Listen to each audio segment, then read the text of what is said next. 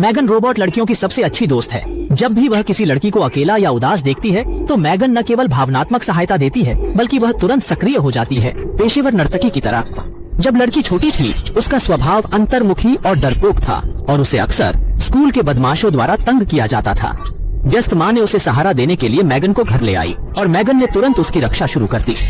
मैगन घर के अंदर बाहर सब कुछ संभालती है, रात को लड़की के पास सोती है और वह पूरी देखभाल करती है। उस दिन जब वे बगीचे में लकड़ी की तलवार से खेल रहे थे, एक तलवार गायब हो गई। मैगन ने जल्द ही उसका पता लगा लिया।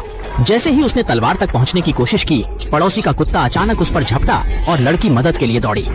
हालांकि लड़की को उल्टा कुत्ते ने काट लिया। मैगन ने यह सब देखा और कुछ सोचने लगी। रात में जब अंधेरा और ठंडी हवा थी, मैगन ने पास के गुफा में हड्डी फेंकी। कुत्ता खुशबू की तरफ जाकर फंस गया।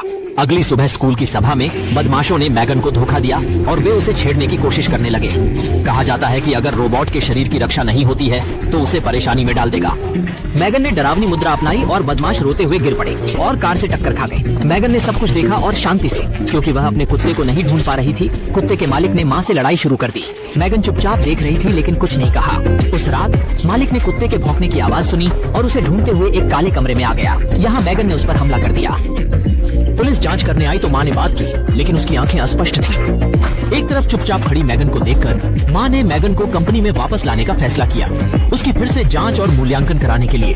लेकिन उन्हें यह नहीं पता था कि इस बीच मैगन ने आत्मज्ञान प्राप्त कर लिया है और वह तितर बितर होकर कंपनी से भाग गई।